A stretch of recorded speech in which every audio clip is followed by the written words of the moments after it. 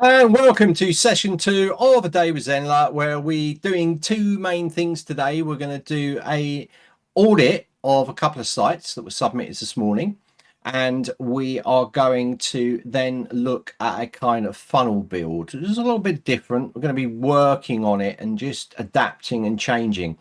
Now, luckily for me, I have Kevin in here, and this segues nicely with what we're doing in the second part. Hello, Kevin. How are you doing? I'm here. Awesome. Looking forward to this one. I got my pineapple. He's pineappled up. Yeah. So what was going to happen was you probably some of me you might have seen yesterday. We'll put a post in for anything could happen. It's going to be trouble, David Zenler. But we're going to reserve that for the end of next month. Okay. So we have a very special one going on, and Kevin just wants to be super prepared and have the time to be able to do it. And he didn't have the time to be able to run it all today. So we segued it in with anything could happen Friday, right? So anything can happen. That's why pineapples have appeared. That's not you, Kevin. That's just in the background, right? So we got two audits, right? We got two audits to do. So I don't know if you saw this morning's show, but we covered quite a lot. We were looking at animations and socials in Canva. We looked at how to create donate buttons with PayPal. And you can do the same thing in Stripe. We were people ask us questions like, can we put HTML code into stuff and the limitations of doing that, and a few other bits along the way. So it was really interesting. Plus, we talked about the Accelerator program. So the Accelerator Plus program, which Kevin's running on Monday. I'm going to be there backing him up. But yeah, do you want to say a few words about the Accelerator Plus program? We did run the Well, advert.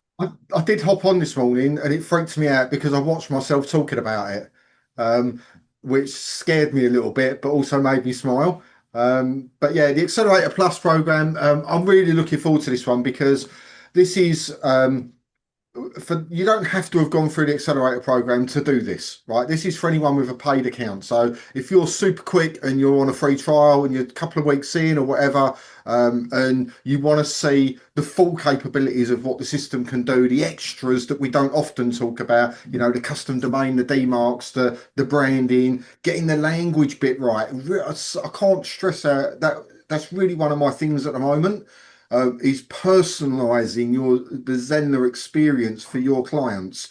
Right, we template a lot of stuff in a Zenler account, and lots of people just go, "Oh, well, it's there. I'll just leave it." Right, it's our voice going out there to your people, so it creates a disconnect. So we're going to go through some of the stuff that's going to bring it back to be your voice, your personality, your way of doing stuff. And then we're going to do something we've never done before, which is we're going to go at the very end of it, go through all the SEO stuff, which is going to be pretty spectacular. With, how do you connect Google Search Console into your Zenler site and make it all talk to each other and all of this stuff, which we don't tend to talk about very much. So, because it's really good to, we did an experiment a few years back when the blog first came out. Does the blog actually get indexed? Nobody knew, right? It was brand new.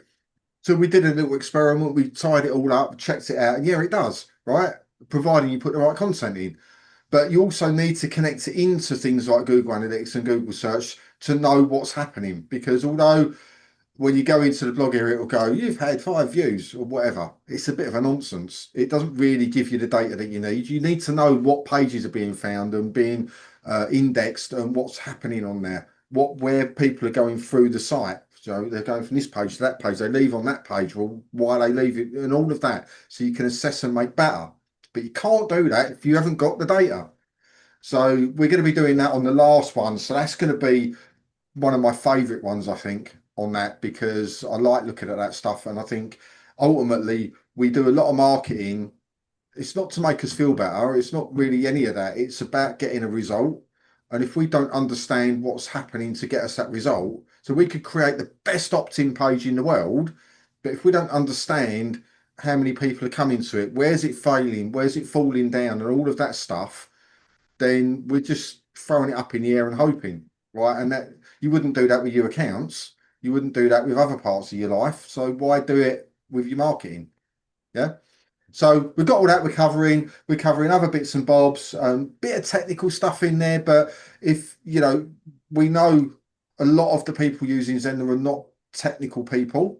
So a lot of it's going to be, there's going to be recordings in there, there's going to be videos in there. So you can go back and we'll work at our pace when we show you, but we do not expect people to do it live with us if they can't keep up, because things like the custom domain, you'll have probably a different system to the one we demonstrate, right? So watch the video back. There's support docs that support all of this anyway, and we'll make sure there's loads of resources for you. But ultimately, it takes an average site in Zenler to a really good site in Zenler, and that's the objective of the Accelerator Plus. So if you've been not done any of these things for a while, and you've gone off and you've looked and you've neglected it and you're just busy building courses, but you haven't done all of the little fine-tuning bits, then this is what you need to go in, right? Because these are the bits, even stuff like setting up your own email address in there, making sure it's connected properly and it's sending from your email account, right? That you might think, oh, well, that's just a pain to do it, right? But it's a one-time thing you've got to do, and it means that your delivery rate should improve. The chance of it going in spam becomes a bit less. I won't say it's wholly less, but it's a bit less, right? So why would you not want to set that up? You don't want to set it up because it scares you. So Yeah, especially when it takes 10 minutes. yeah, and it really isn't a scary thing. I know getting codes and lines of words and putting it into different things and hoping it all works together sounds complex, but you know, it's just adding this one onto that one, and it's not that hard, right? You've just got to trust the process, follow it through. And a lot of the stuff we're going to go through, it's one and done. It's you do it Yeah. once, you don't have to go back to it, like setting your favicon for when your website gets shared, rather than having that stupid grey thing, right? Having your own one in there. Yeah. It's a one-time deal, right? But it makes Yeah. such a difference when people look at it, right? You don't think it does, but it does. It makes a difference. You know, and it'll be all of those little final touches that we're going to start putting together over those 7 weeks. We're only doing one session a week. Yes, each session is going to be quite intense, but then you've got a week to go through it and get it done, right? And that's the purpose of it. And you know, I think it's going to be really eye-opening for a lot of users to know exactly what they can do. You know, the other one that's going to be really, really great, and we get asked this all of the time, is about memberships. And we're going to go through 4 membership models for you. And you can pick and choose which one you feel is best for your customers and for your business, right? And they can all be delivered natively in Zenler. All of this is in Zenler, right? Excluding the Google Search Console bit, right? It's natively tweaks that we do in our platform that just improve what we're doing. But the membership one's going to be really good because we get asked all of the time. There was even a question in Facebook this week, you know, how do I give people different levels of access in a membership? We all know how to do that, but clearly not everybody's joined the dots up with it yet. So we need to go through Yeah. it properly. Yeah, and I think it's you know, on that note, it's going to be interesting because we're going to be showing you different types that you can use. Now, you need to also remember that Zenler's so adaptable, you can use hybrid approaches to all of the membership types we're going to show you. In fact, everything that we do, there's different approaches to it, right? We just show you how the platform work. And what we love about this series is going to be really interesting because it's adaptive, right? So if you are mentioning things in the chat, then we might well adapt to what you're saying and say, well, actually, yeah, just do this, you know. So it's going to be very much you're going to see live. Now, certain parts are not live. Things like custom domains, it takes 12 24 hours for a custom domain to actually work, so we can't really sit there with you and come back to you 1 week later and go now and carry on. So we recorded it. And also there's data in there that we have to blur out and these kind of things. This will be the first time that we've actually shown you how to set a custom domain up live with you, right? So we're with you, and then you can ask those questions. And we are using a different provider. We're using Hostinger, which is never used before. I've never used it before.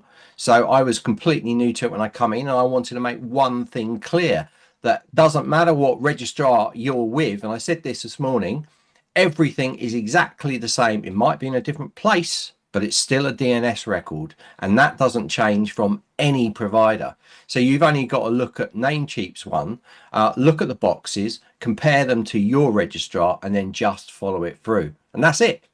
So Yeah. it's super easy, but you just got to get that mindset.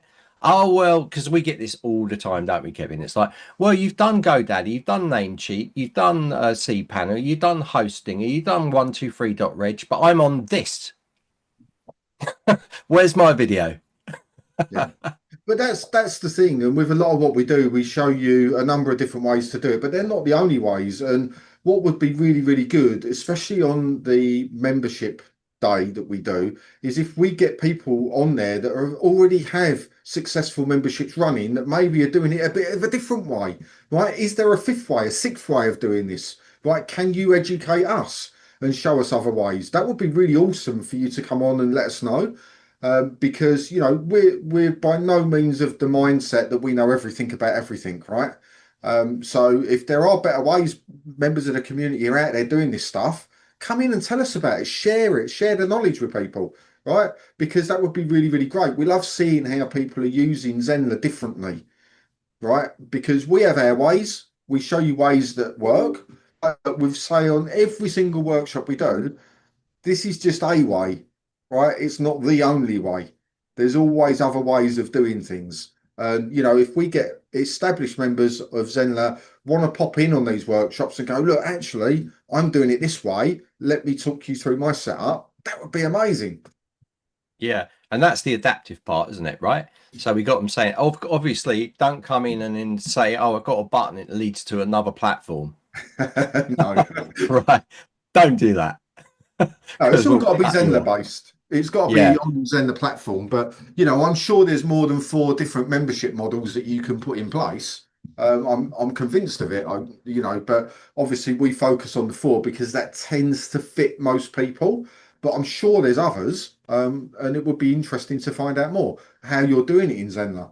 One of the ones that we've never included is about the type of membership content that we put out there. So, for example, you might have an audio membership where you deliver only audio files to people, and how that might work differently. So, that could be quite cool. There's also Yeah, these media libraries, that's quite a popular one. You often get that with people saying, oh, can I put my podcasts on there? Can they come out weekly into a membership? Can I put my video series in there and do them as a weekly? And all these things are possible. Some require more work and you have to be there. And what we try and strive for is automation, right? So you don't have to be at the computer. You can go on holiday, you can enjoy yourself and still be making money. That's the end goal, but some of them require a lot more time, and that's why we said to you when we were doing the community one is don't set too many up, because it's going to be very time intensive, right? And that's a big mistake. People set up discussion communities for every single one of their courses and then it becomes a nightmare to manage. And you've got to offset that, especially when you're beginning, because time is even more valuable. You need to be doing other stuff, right? Especially when you're starting off. You haven't got a loyal base of people paying you subscription and you're earning you good money and you're bringing new people in. You're starting from ground zero. And that's kind of what me and Kevin work to most of the time, like how to expand. And of course, pro and premium members, you veterans, you're coming in. Sometimes you pick up golden nuggets from us because we're talking about it, and well, mine's not really working. Maybe I should take this route, and you take this route, and it works for you, and then you can move forward. So it's even good for people, old timers. That's why Tracy Browning comes to all the shows. She does everything. She does multi-currency. She's got a membership site. She makes 100,000 a month or something. She makes a lot, and or 10,000, something like that, but she's bringing that in, and she turns up on all of the lives asking questions all the time, and she looks at what we're doing and thinks, how can that help my business? She's even been on OBS workshops, changing backgrounds and all of these things. It's just crazy. And she goes, yes, that's going to help me moving forwards. And if she didn't watch it, she never would have picked it up. So it's good to see the whole gamut of people. And that's why we're really looking forward to this, because we're going to have all of you guys on with the Accelerator crew that are just coming through, that have set up their lead magnets. They've got their mini course going. They've got their community. And all this was set up for them, in 60 days. And so it's going to be good. One lesson a week, right? We're going to have Yep. community tied to it where you can ask questions in there so we can follow up. So we're supporting you with it every step of the way as well. And the first one we're kicking off with, just like Kevin was saying, is custom domains, but not just custom domains, setting up your email as well. You're authenticating, setting up your DMARC records, and it's all there. We're going to show it to you all live and show you, like, it's really not that hard. It's just a case of following steps. Yep. And doing the right thing. Because, like, if you do have a mistake, what you need to do to get the quickest response from Zenler technical support. So that is a major one. Like, people often just write messages to technical support and they're like, well, I don't know what you mean. I had it the other day on a live support. Someone was asking me about a funnel and I wasn't getting what they were talking about at all, because it was very vague. So I had to actually do it live, and they said that bit, it's that bit that I can't, because you've got a settings on the button. But if you wrote that out like you did, like you even saying it to me, I couldn't understand it. So if you supply things like screenshots or Loom videos to the technical support, you can get it answered really quickly. In fact, Billy Wigley, when he first started, he sent mails to technical support and he was getting really, really upset, really infuriated. And I said to him, and I think you did as well, Kevin, was like, do screenshots, do these things. And then he did it and he got it answered. And he was like, now I know. That would have been so much easier had I done that. So these are kind of things that we're going to tell you along the line. And yeah, and I agree. It's like what we're doing is we're just making everything better. We're just ticking all the boxes. I covered a little bit this morning, Kevin, on a cart abandonment email, which I still think a My lot. favourite. Yeah, yeah, but how to use it, like, because it's an email. So, make those system emails personal. You need to go in and touch every part of the platform to make it your own. And like with the cart abandonment, I was like, well, if people have abandoned, maybe put an offer in there on the cart abandonment email with a coupon saying, we're going to give you 10% off for the first month.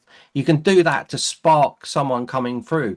And if it works, it's really good. If it doesn't work, try something else until you hit that magic thing where you're getting people come and converting more just off a cart abandonment email. I mean, it's crazy. I agree. Yeah. Yeah. And remember as well, and Tracy was a good example of this, is Zenler is bringing out updates, upgrades, and new features as well every year. So if you set your stuff up 2, 3 years ago, it's always worth coming back sometimes to these workshops just to find out what's the new bit that's come in. Yeah, we've done a lot in communities this year, but that's not the only thing we've done. We've done other bits and pieces, and we've got more to come before the end of the year as well. So, it's very easy to just step away and, well, it's sort of working, I'll just leave it. But it's a constant moving, living system. Yeah. You've got to keep feeding it and keep updating it and keep making sure it's working at its best capabilities. And so sometimes these workshops, that's what it's about. Yeah, maybe people know the features, but then there's a new thing that's coming, a little tiny tweak or a little update. Even things like where a couple of weeks ago we added in the link into all of the lives, where you can just literally, before you could only get that on the one-to-ones, which was where they didn't have to register. It was just a live link, come jump in. Well, now they're added into all of them. So that could be really useful for somebody. But if you don't know that that's there because you've missed it, that could make a change for how you operate something, make life simpler. Massively, Kevin, because You like know, I only use a little tip, right? I only use one-to-one bookings, but now that's not the case. And the only reason I only use one-to-one bookings was just because of that direct invite link. Right, because from that direct invite link, if you've done the workshop on workshops, you'll know this, guys, but you can put that into a funnel, right? You can send your automations out, direct invite link. They've already joined up in the funnel. So they're going to receive the emails to go into the live session, which is exactly what we do for all of our lives, where we Yeah. were using one-to-one bookings, but now we can use interactive webinars and the rest of them because the link's in there. So I was super happy about that, and I'm sure loads of people didn't realize and probably No, don't and even know. it's a small update, but it has big impact. And Yeah. only by people constantly coming back to things like office hours, workshops, live support desk, and all of that, that they realise these things are being implemented. Because they can be overlooked really, really easy, but that can make a difference in your business. Oh, So abandonment emails by default, that's not toggled on. no, And if you've missed it because the release went in, and some of the smaller releases we might not even put on YouTube, or we might not even announce. So yeah, some of these things are like small little tweaks. And I'll give you an example of a little tweak that you guys probably don't even know about, is when you go create a marketing funnel, you've got GDPR turned on, you get a little agree to GDPR. Well, before you could check that and that would be okay, it would go through, or you could uncheck it and it would go through. Now it forces you to, if you've got GDPR turned on, it forces you to check that box. And I bet some of you guys didn't know that. So that's something, and that wasn't put out anywhere. That was no. just done as it's on the bug report. It's done on the what's it called, the log book. Or the change log. Change logbook in my MOT. Yeah, so it's on there, but these small little things that go in, and this is all fed back from what you wanted, right? That was a big request. It didn't go in, didn't see it on the Facebook feed, it's not on the YouTube channel. So these things are being refined all the time behind the scenes. So some things you might think, oh, I wanted that, it might well be there. So you need to look back and ask, or come on a live support session and ask in there if that's available. Sometimes there's sometimes things go in and me and Kevin don't know about it. We're like, what, really? I didn't know. So we try to, we kind of It's true. ask the team to make sure they keep us up to date. But sometimes, we're so busy with what we're doing, we don't get a chance to read everything that comes through. So we try to, we're pretty good, aren't we? Between us, we I think so. we get there. Yeah, we scrabble our way through. Yeah, summer, or we just try it live and it all goes wrong. Oh, That's that's what we there now, is it? Oh, okay. Oh, that's gone now, is it? Oh, okay. Yeah, good fine. fun. Anyway, Right, let's okay. get on with these reviews. Right. Let's do it. Let's do it. So Right. got first one here. This is really nice. It's actually this morning. What happened, Kevin, was this lady here, Patricia, she had a massive great image here. It was huge, absolutely huge. And she didn't know how to get the image smaller. And actually, a lot of people do this. They put big images under here, and it might, this was like a lady, and I think I've got the image here. Let me just flick the image up, but it was just right underneath. And let me just open with paint or something like that. There it is there. Look, it was this massive image. It was huge. It was right under here. Can't see it. It's, oh, maybe I was too quick. There. Oh, See that? I can see it now. Yeah, yeah. So it's absolutely huge, really, really big. And it was right under here, and it was right full width. So you imagine the size of it. You'd have to scroll right down to here before you start seeing this content here.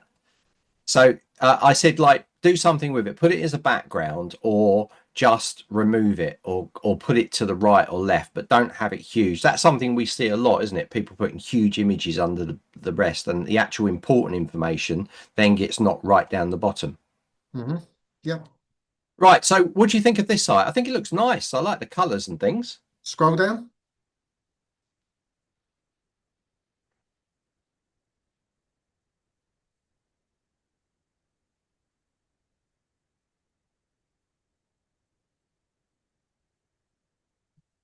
Bit wordy, maybe.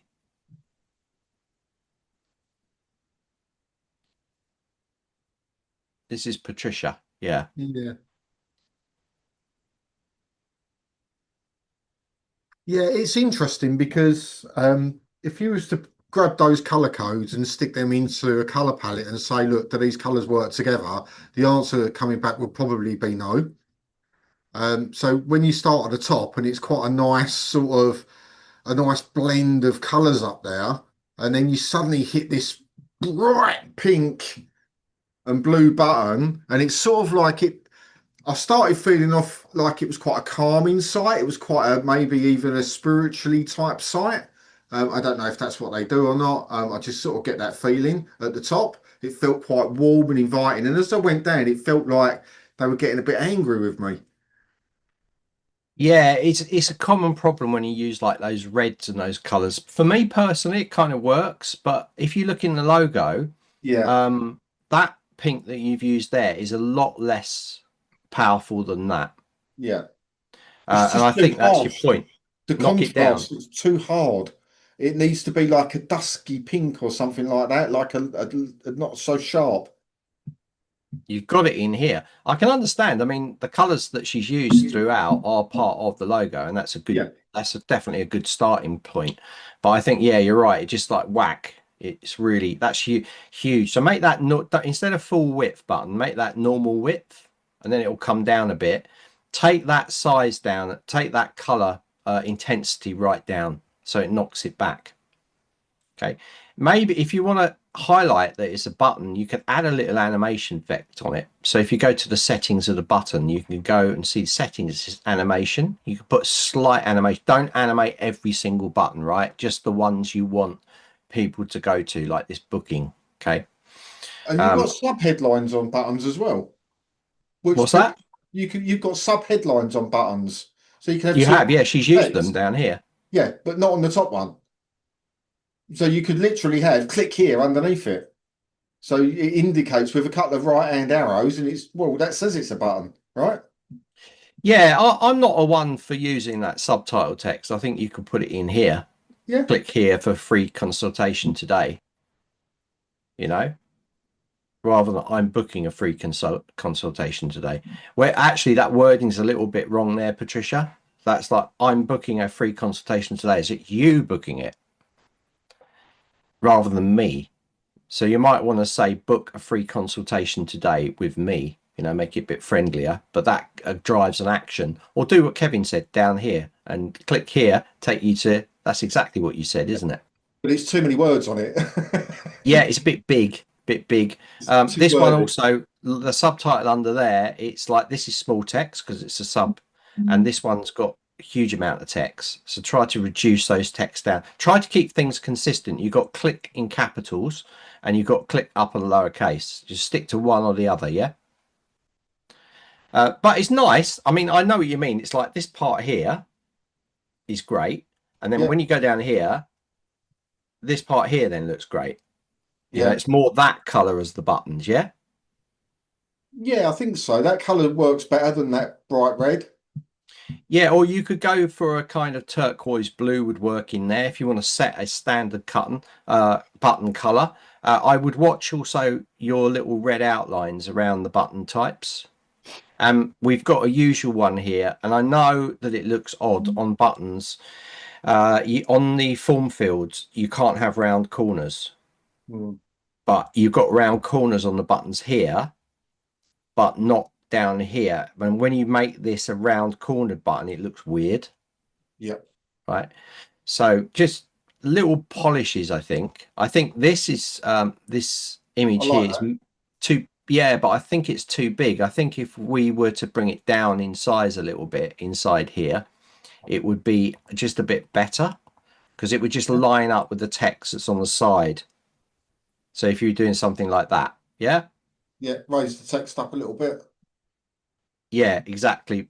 So in the row, select the row, alignment top, and then it would rise top, yeah, instead of middle.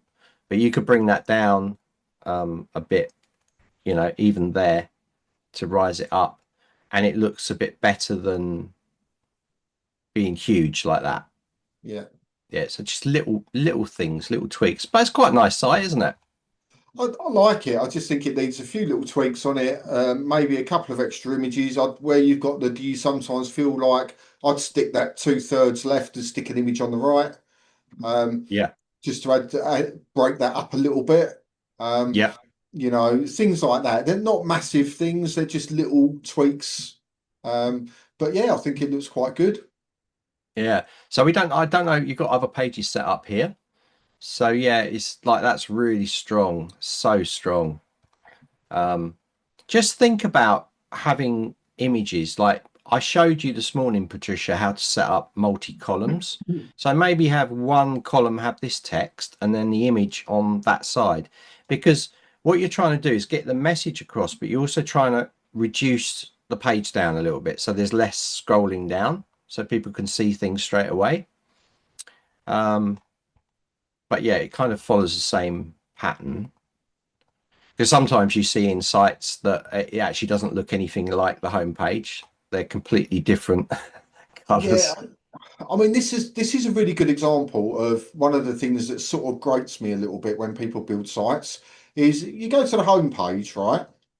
And you're on the home page and you've got a really nice, you've got your menu along the top and you've got your nice banner along, like the hero area, if you want to call it that, the warm welcome bit, right? Then you go to the next page and they've sort of done the menu, but then they've sort of screwed the hero bit up. I'm sort of a bit of a mindset of you want to create some form of uniformity about it. It feels it feels not aligned, if you know what I mean. Yeah, so you can align that quite easily. You could copy that block and you could take that image and this bit and put it in there. Not all of it, probably just that much, and then have that as a line underneath. Yeah, Um, that's what you could do. So you already set it up with a left and right image. You could just drop so that it just aligns with what you've got already going on here, and then bring that through it. Yeah, I think this is a common one, isn't it, Kevin? It's like that consistency point, you know? people need to know they're on the same site when they flick through the pages of a site. Yeah. And that's half the reason why people started building templated sites out, because it would create a format for you as you went down on each page. So as an example, if you was to have your look at the sales pages that Zenler does, right, for courses, they're all the same. Right, every page is the same. So if you was just to fill it out and went through, flicked through them all, they'd all look the same, but they'd have different videos at the top, different background, blah blah blah, and all of that.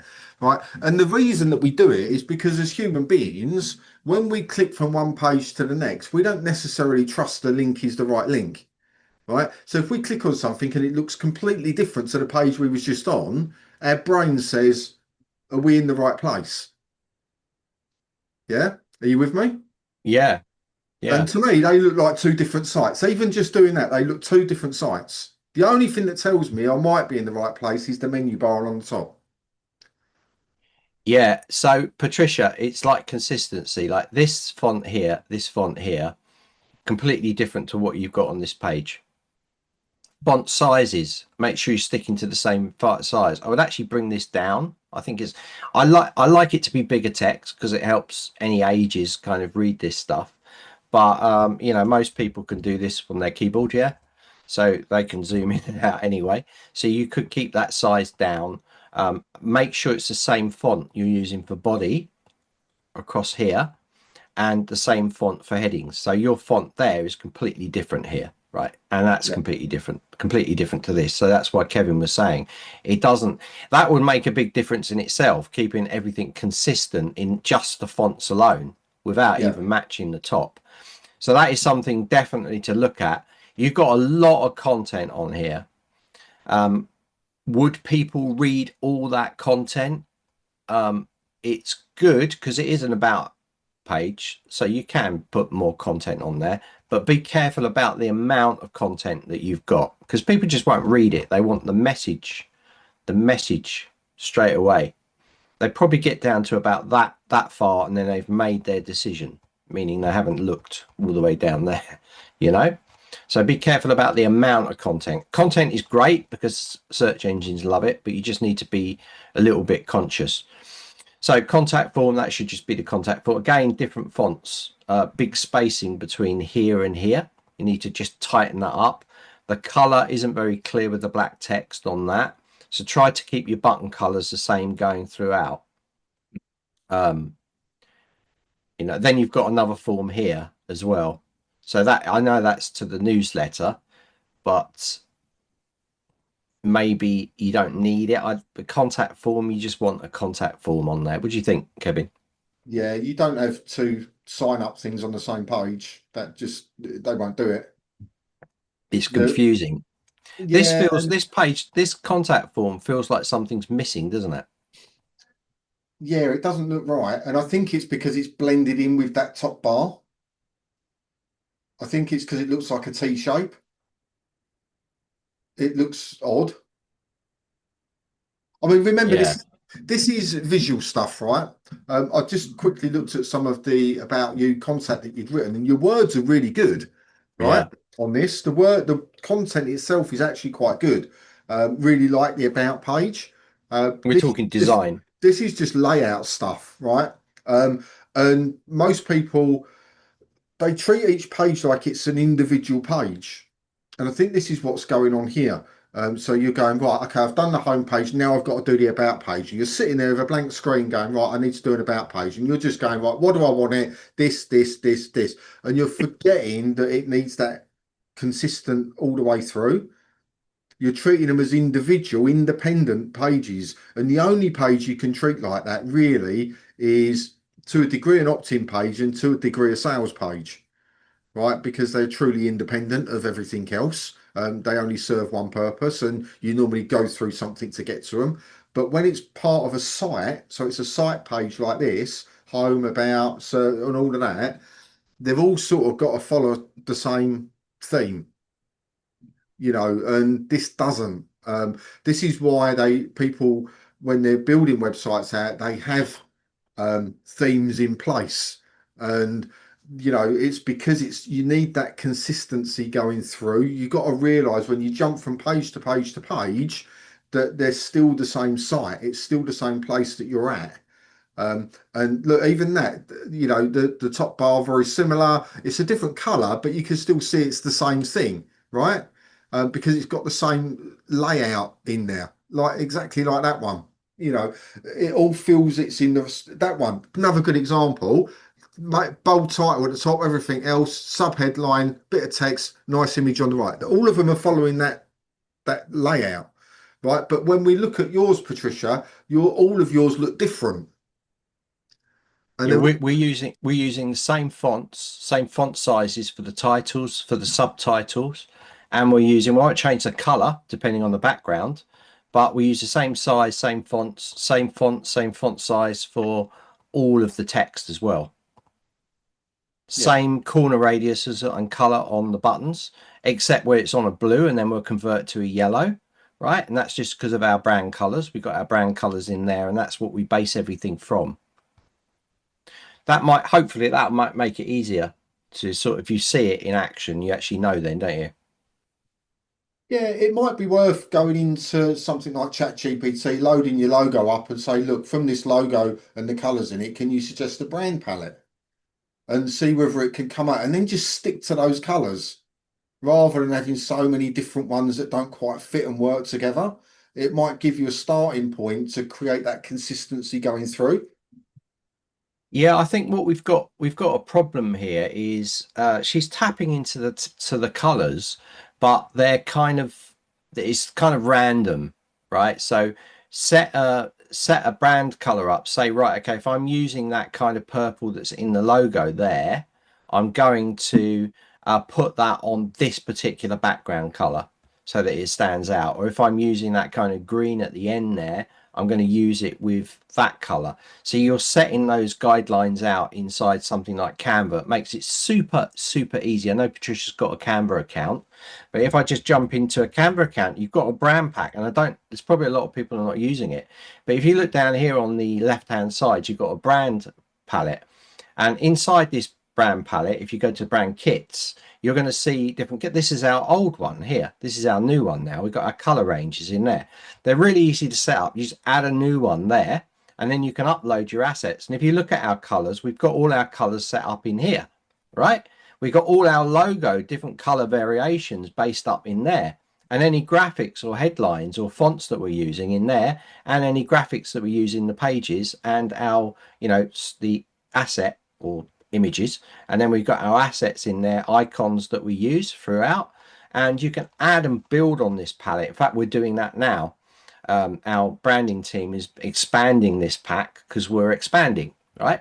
Because it can become repetitive. But this is your starting place for getting everything to look right. And then you test that stuff out. So you create a design and you see how things look. So you can create just a standard design like this. And the great thing is once you set a palette up, if you click in here, it'll give you those colors from the brand kit there. So I can go, oh, okay, I'll try red. And then I'll try adding something to it. I'll try adding a logo to that from my brand kit. So I go to my brand kit and I go, oh, how's it going to look if I put this black on there? Oh, that looks good. And then you've got a good combination, or it might look better with a white on there. So you'll go, oh, that's good with that. What about if I want a gradient? So then you can start tapping into the gradients here, and then you can start to use colors from your brand kit. So you can go into here and start selecting colors that are in your brand kit, you know, so you can put those colors, and then you've got something that's a gradient that you might want to use as well. But you can do all this visually inside Canva to set the style that you want, and then you can start applying that to your site. So yeah, that was good good advice there, Kevin, to say that about Canva. Yeah, I think the brand kit you can only get on the paid version of Canva, I think. Yeah, you can. Yeah. So that's but if you want to set up your own, you can just go in with a free account and you could just set up a graphic set. So Yeah. you could just set a graphic set up there, have colors, try your logo in different positions, and you could set it up like that.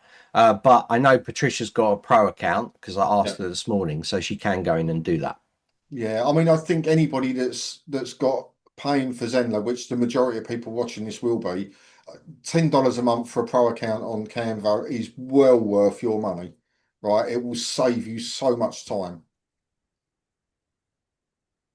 Yeah, yeah, definitely. Because it's quick, right? It's really quick, easy Just to. speed It's stuff funny that up. it's changed languages there. Look, Yeah. free to download, and then it's gone to.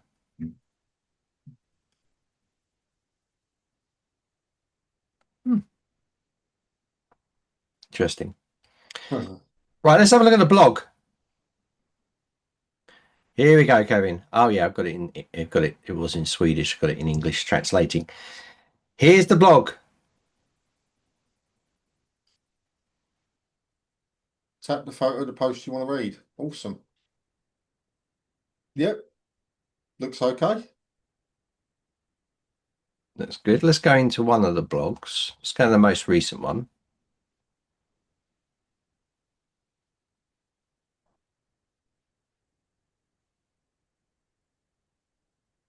Got image in there. That all looks pretty uniform. It's using this same font.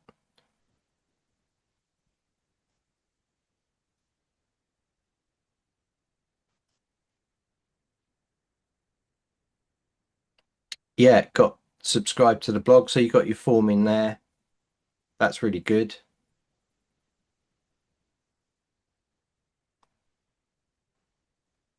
Anything else, Kevin, on this?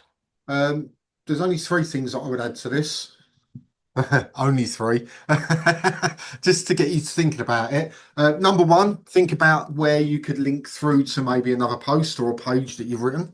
Because an internal link is really nice to have. I don't know if you've got any, I didn't see any, but I might have missed it. So if you've got anything that you've written about that could relate to another post, link it between the two. That's always good. It just helps Google and that to recognize that there's a little bit extra content going on. So that's nice. Second thing is where you've signed off at the bottom of the post. I can't see it at the moment. Sorry, there we go. There's two things that I would do. Firstly, well, actually, there's another three things. Firstly, categories. One category per post is bog standard. If you try and do more categories, it confuses the search engine. It doesn't know how to categorize it. And it also doesn't help with your navigation around as your site starts becoming bigger and bigger and bigger. right? You might have 50 blog posts in each category, but if you've got them spread over lots of categories as well, it becomes a bit of a mess. So keep it down to one category, but also where on the bottom here, you need a call to action, which you don't have. You've got your subscribe to the blog, but you haven't actually told anybody to do anything at the end, which is always something that's a good idea to do. Get them to do one thing. I know there's a share there, but I don't know what the share, that seems a bit random to me. Yeah, that should go because we've got it up here. Yeah, but if you want people to share, tell them where you'd like them to share it. So if your audience is on Facebook, say, I'd really appreciate it if you like this post to share on Facebook. Yeah, tell them exactly what you want as a call to action. It's not always about taking them to a sales page or anything like that. Sometimes it's a social share, but don't say, please share it. Tell them where you want them to share it, right? Where your people are more likely to be. And the last thing is, and it's something I really quite like in blog posts, because blog posts are about the connection one-on-one. They're about talking to that individual that's reading it. I quite like to add a handwritten signature in. So go into Canva, get a font that you like or whatever it is, write out your name, add it in as an image, transparent background on it, and it will look like you've actually signed the blog post. They look really, really nice, and they're quite impactful from an emotional point of view. Yeah, and really easy to do, right? So Yeah, you could use a font type. So you could just go and select a font from your text in there, and you yeah, could just, if you've got a pro account, you can then select one of the handwriting ones. yeah. It's got it down there at the bottom left hand writing. It'll come up with all the options. Pick one that you like, type your name into it, and then you can just add that in the bottom, and it's almost like you're writing a letter to somebody. Yeah, it just Yeah, adds. so you've got that, and if you've got the pro account, turn on transparent PNG, download it, and then you can just drop it in. Yeah, Yeah, and you crop it in there, and then drop it straight into the post. That'll look much nicer. yeah, and especially when it's like yours, which is it's you are the service, and you're the one that's having that conversation. It's not coming from a company or anything like that. It really does make a bit of an emotional difference where people are reading it. Yeah, and I'd also watch about, like, this post is not it's not just based because it's Happy New Year, right? So or it kind of is here. You think about timing and stuff like this is probably a good post that you could just convert and make it evergreen, so it doesn't need to be associated with a time of year or something. So you might want to just go in and just update some of your blog posts if they're not current, and that can be something because you've got Happy New Year there, and this was the last one you did, the most recent one. So you need to get back in blogging, need to take Kevin's blogging boot camp, get back into it, put that signature in there, maybe adapt this so it works for any time of year. That way you've got a blog post that's evergreen. That's the problem if you set it for a particular time of year, unless you're doing a big campaign or promotion around it, and in which case you haven't got any CTAs taking them anywhere else. I would also suggest that you have, if it's related to one of your courses, have that CTA in there, or have a link in here. If you're talking about that particular subject that's in a course, have a link to the course. So don't just internally link to other blogs, but Yeah, link to other places in your site as well. So if you're yeah, talking about yourself in a blog, maybe link to your About Us page. So that kind of thing, that cross-linking, what Kevin was talking about, builds a kind of network. The search engines look at it, go, oh, it's about you. Oh, that's the About Us page. It knows where to go. It sort of flows off the back of it.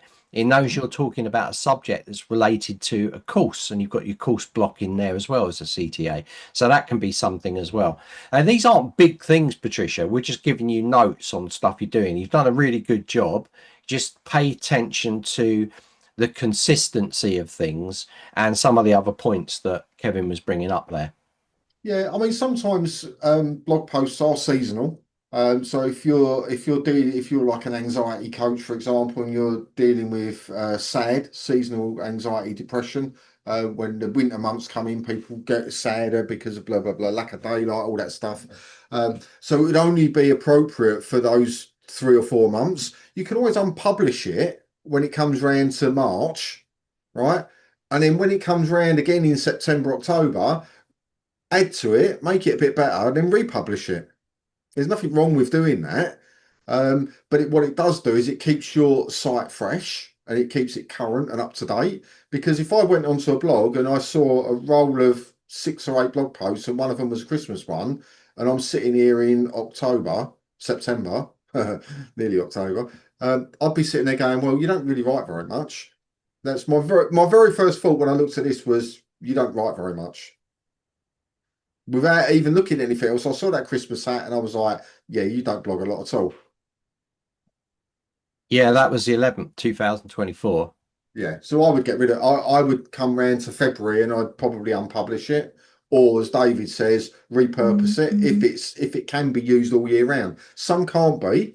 So a lot of people in the fitness world, they start writing about getting ready for post Christmas and New Year and all that in November. So then they'll start writing about it. But of course, as soon as it comes around to the end of January, then posts are not relevant, but you can't really use them for so you unpublish them and then get them ready again for next year. Yeah, and then you update them. So, but you tend to date it for that year as well. So, are you suffering from seasonal depression, anxiety in the winter of 2025? Is it something that you fear?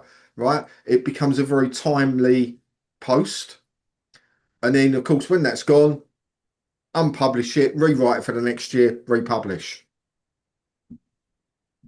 Yeah, I think so. I think this post, make this for any time of year. So you could use something like Claude to take that post and reformat it a little bit, or you can just go in, because I think this one would work because it's about what you've done and these things. Or like Kevin said, there's two things, right? You can unpublish, or you can change it. You can change it slightly so it works. Practical. So here we go. It's just changed it. So from chaos to practical tips. So overwhelming period with calm and strength. Okay. So that's just done a conversion there based on your blog post that would be evergreen going forwards. So you can do it. So a few bit Yeah, tips, you know, yeah. yeah. It's all about being seen to be on the ball and being current. And this is why news sites have such an active feed on their blogs, because they go out of date real swift. They leave theirs there because you go in today, you go in the same time tomorrow, and they've probably put 15 blog posts up, right? Because they've got so much, and they're probably even more than that. So it flows through their feed really fast. So they don't need to do that. But for normal human beings that don't run news sites, which is pretty much the rest of us, you have to be aware of your content and is it dated? Is it out of date? Is it still appropriate? If someone was to come across your site for the first time or see that in the search engines, would it serve its purpose? Yeah, yeah, absolutely. And another thing I've just noticed is that it's good to use open in new tab, right? For some things, but not for everything. Like I've just been clicking around in here. When I go to about us, that's fine. But if I go to blog, it opens in a new tab. If I go to free download, it opens in a new tab.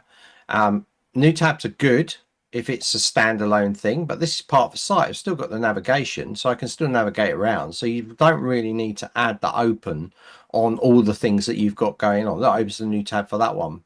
Oh, that's not been found. Don't know why. So let me just have a look again. There, oh, it works.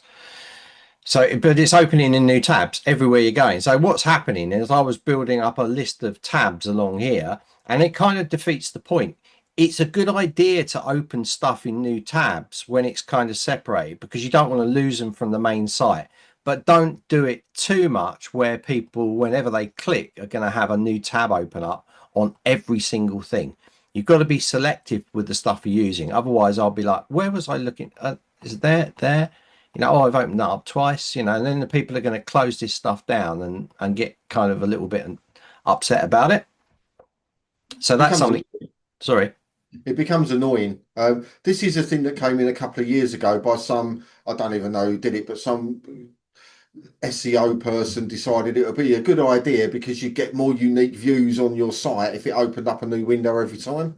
And it doesn't work that way. Like David said, it's sales pages. I get it, right? Because that's sort of the end point where you want them to finish. So I get that. But for maybe even opt-in pages, things like that. But normal blog posts, normal site pages, and don't do it. It's just aggro. And imagine doing that on a mobile, and it's constantly opening new tabs and new tabs. It's just like, how would you never find your way back on a mobile? It'd just be so aggravating. Yeah, absolutely. It's so be kept, Patricia, just change those so that they do open, unless it's like that free download one, not so bad about that because that's going to go to an offer. Yeah, Yeah, that's but the okay. We're menu okay bar with should that. come off of that. Pardon? The menu bar should really come off of it. Yeah, yeah. And you'll see on marketing funnels, lead generators, we take that away from the top. It's just about what the subject is. In fact, I know some people that do that with their sales pages as well. They take the menu off the top. So it's Yep. like you're in that page, so it's how you want to work with it. And open as a new tab, of course, because you don't want to lose them so they can still get back to that one. So if you take the menu system away and you're internal, then they're not going to be able to get back unless they hit their browser back button in there. But I'd noticed here this link doesn't work, and I think you haven't put courses in here, so you need to check that quickly. Let me go to one of your courses. Is this a course? Read more. Where's the courses? Book free consultation. Oh, you've taken, looks like you've taken courses away. You got a course link down here. That don't work. Maybe Yeah, there's no. you want to remove them. It looks like you've removed the courses and it's just a consultation. So remove those links from here until you get a course ready, and from here. If you didn't mean to and you have got courses on there, you need to check your course page is published, because it's Yep. not at the moment. And It's that's really damaging. It's not only damaging from the point of view of a human being coming along and finding it. If the search engines scroll through, which it will do because this is a public link, right? It'll go, oh no, 404 page, can't find it. Oh, your site's not very good, is it? So, Yeah, and more importantly, if you've got courses on there, well, yeah, that as well. But having any link that's broken link, right, where it goes to a 404, this is the danger of linking to other people's stuff. Is if so if David said to me, oh, can you link to my page here because you're talking about this, yeah, no worries. If he moved that page, he should really send me a message and go, oh yeah, I'll move this page, can you just change that link, right? But most people don't ever do that. They just move it, and then what happens is you end up with broken, they're called broken links because it doesn't go anywhere, right? Whether that's an internal one or an external one. And that's bad news. So you want to make sure that you check every single link you ever put anywhere, especially if you're linking out to something that's not yours, because they won't tell you if that page and that link doesn't work anymore. And that's damn. yeah. So that's quite good. We picked up on that, Patricia. So get rid of, if you haven't got any courses, get rid of that from that menu item. Get rid of it from down here as well. Yeah, because it's not going anywhere. I think it's just not published. Yeah, I think so too. But it doesn't look like she's put any courses into even the homepage as even a block or anything. There's no courses in here. Is there So nothing under services? there is, but it goes to the holistic coach and disruptive patterns under the services. So they're just pages set up for booking. It looks like Okay. it's just coaching service rather than doing the online courses. Maybe it's something she wants to do later, but she's just kind of forgotten to take out the courses from the footer and the header. So you Yeah. can take them out, Patricia, create your courses, carry on with your courses, but then turn it on and make sure the courses page is published. Okay, the courses in your pages, in your site pages. Yeah. So in here, you'll have a page called courses here. Make sure that it's published. If when you've got your courses up, then it will show. Yeah, like that. It will show like this. Okay. So good. That's a good spot. Good. So quite a lot covered in that one.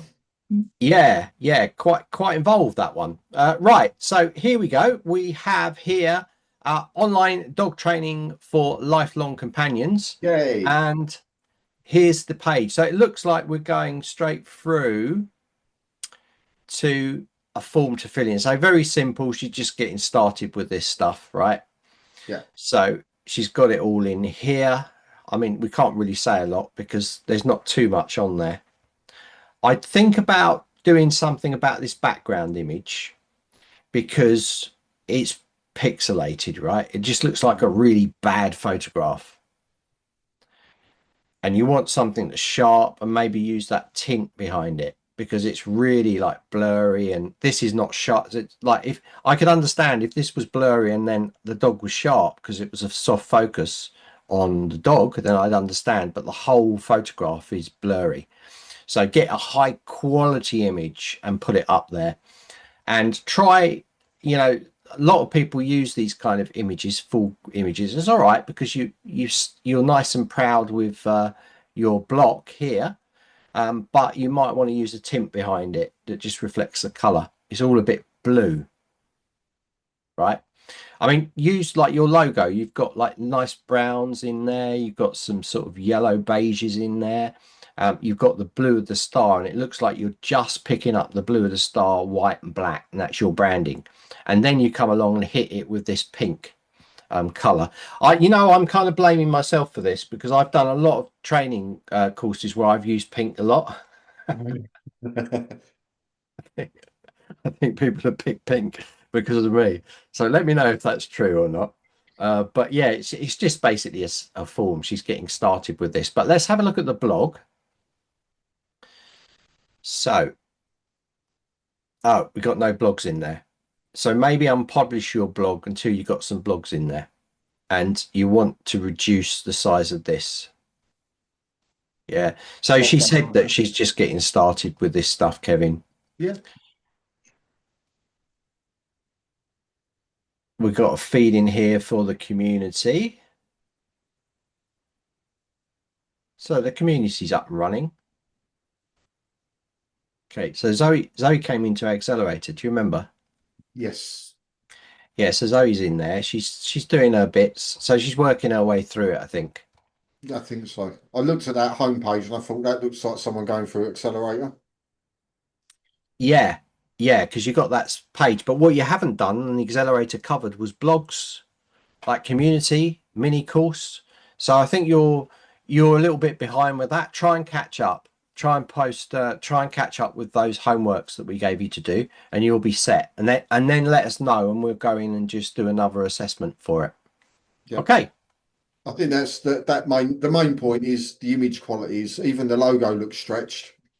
Doesn't look right. It looks funny. Yeah. Also, this button That one here, looks all right. If you opening look at it opening there, new. Sorry. if you look at the logo there, it looks fine. But you look at the homepage and it looks weird. It's Yeah. too big. It's because what's happened is she probably set a width and a max width, max height, max width. Yeah, it's too much.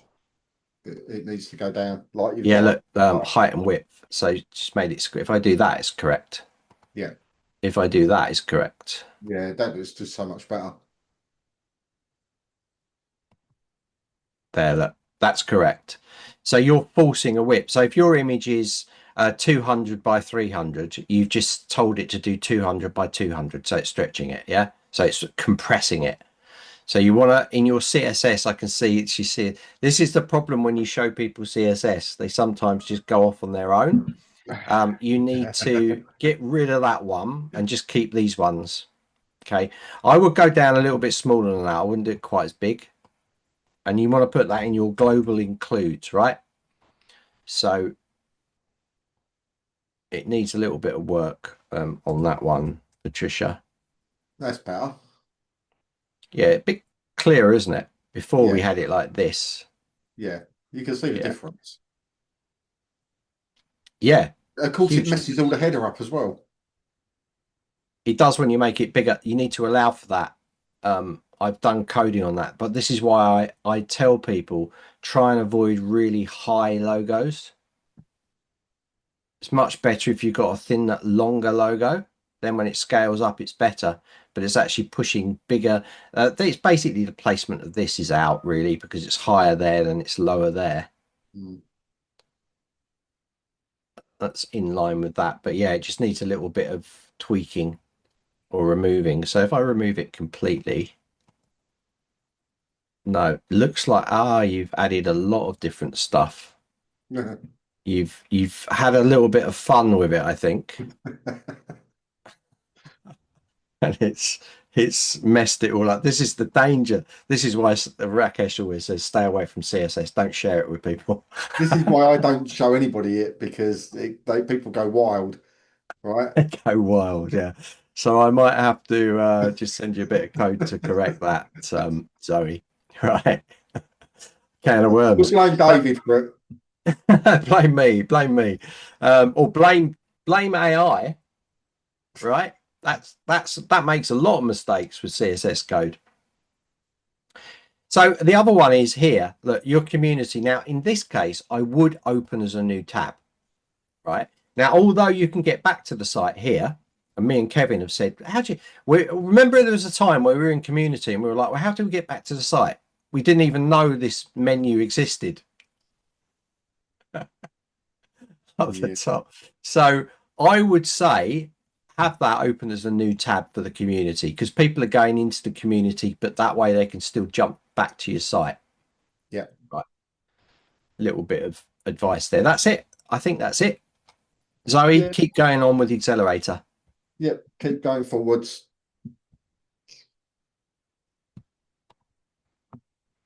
Right.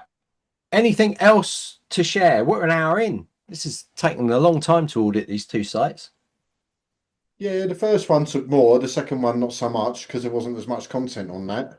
But it's a good effort. And the thing is, I always remind people that they're not web designers. This isn't your primary role in life. You're not graphic designers. You're out there like dog trainer, someone helping people, emotional support stuff, and all of that. It's a completely different skill set. So whatever you do is good. It's just a learning curve moving forward. Just make little changes, little improvements every time you go into it. What can I improve on the site today? What can I do a little bit different? If you're unsure, go and look at somebody else's site. Go and get inspiration elsewhere. There's plenty of people sharing stuff on Wow Wednesday. We've got the showcase site as well. You can go on there, which are all Zenler sites, by the way. So everything done in there is on a Zenler site. So you can see what's possible, um, and then learn the skill that you need to improve what you've got, right?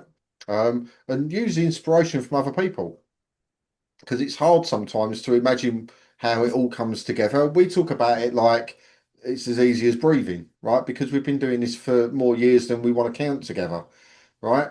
So we're used to it and we know how these things are meant to flow and the different color combinations and what looks right and what looks a bit odd and all of that. But for most people, it's not that way, right? You're just glad to get it up and get something done. And I completely understand that. I think in the future with Zenler, when we come to themes and stuff like that, which are probably going to be coming in with the new page builder, I think a lot of these problems will stop because when you come into Zenler and you start with a site, it doesn't really start you off that well. It's very plain, it's very grey, and there's not a lot in it. So you're sort of left to your own devices. And I think if what's being talked about with the theme builder coming into the Zenler um, page builder at some point with the new version, probably next year, I think this will solve a lot of these problems because you'll almost have a ready-made theme that you can literally just go in and customize and adjust. And it'll make people's lives a lot easier, I think, in the design world because you'll have a bit more to work with. Yeah, I think that's it, isn't it? It's we're trying to. I kind of hate templates. Um, I like templates if they're very flexible. I don't like templates when it dictates what happens. at different sizes and these sort of things. This is why, but I'm different, right? Because I develop, so it's a little bit different. So I understand the need for templates makes it really ultra easy, doesn't it? If you've got a set of templates you can pick. And we have people, don't we? We had a guy, I think you interviewed him for a pro interview, and his site was basically as it came out of the box. He Yeah. just changed the text, and he was doing well, wasn't he? Selling stuff. So it's the content that matters a lot, but it's nice to have a good looking site. Yeah. And just keep it simple. People want to overcomplicate everything. And like that was a really good example with the dog trainer trying to mess about with the CSS on a header. And I'm not being funny, if you've not even got a half reasonable site up, messing about with CSS is not a good idea. Right? You need that's much more advanced stuff. You've got to know what the basic elements of a site page and how it works before you start messing with that stuff, because you end up with what was there, which is pixelated, stretched. It just looks really poor in that respect. And it's hard enough to get images to fit properly as it is, right? It's not an easy thing at times, right? But when you start messing about with bits of code and stuff, you end up down this rabbit hole of you're not really understanding what and why you're doing it and how it actually works. You're just copying and pasting something, but you don't know what it means. And therefore you end up doing what you've done, which is adding in tons of it, and it's all now messing about with each other, and it's getting the result of a logo that doesn't look great. So it hasn't achieved what it was meant Mm. to do anyway. So Yeah, it's yeah, super simple to begin with. That's why all of the code stuff that we teach in Zenler is under advanced stuff, right? It's not beginner stuff, it's advanced. So this is for people that have a working site. It's, it's out there, it's all designed, it's all getting, and you want to improve, right? But these are small tweaks to make a difference, not where you're starting with pretty much nothing. yeah, exactly. I mean, sometimes, this is the danger when you show things that are more advanced, because you see me go in and use the inspector to find a CSS rule and I change something, and then I copy that and then I put it into the global. It all works perfectly. And you see that and you think, oh, he just goes along and just changes numbers and just changes colors and then just copies it in there. I can do that. So you didn't just go ahead and you just start changing things, and you turn things off because they don't work, because they stretch, and then you grab it and then you put it in there and you don't realize that you turned it off. So it adds the code and then it goes in there. It drops in there because you didn't look and go, oh no, I need to delete that line out because I turned it off in the inspector. So this is where the experience comes in of knowing what everything's doing, right? All those CSS code names, you know what they mean and how they respond to things like Z index and all the line heights and margins, all these things I can just look at and I know what they represent. If you don't and you just change numbers just randomly, and then you just turn certain things off and then you copy and paste code in and you don't double check, then you're going to have problems, because that looks to me, Zoe, like you didn't check it. It looks like you dropped that code and it was on a page level, which is even worse. So on a page level you can put CSS and make changes, right? The problem is that in another page you could use different code. So each page is going to have a different logo. It's going to be all over the place. If you just put it all into global includes, it affects every single page. And it's one place you can go, right, oh, that image is wrong. I need to change that. Then you get it right and it will change on every page. Whereas it won't do that if you put it per page. So you might look at one of your pages and go, oh, now it's perfect. But you didn't check back all the other pages where you kept that mistake in there.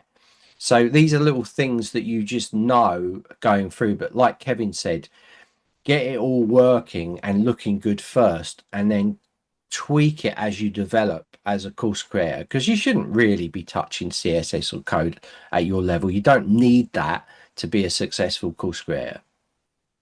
Right.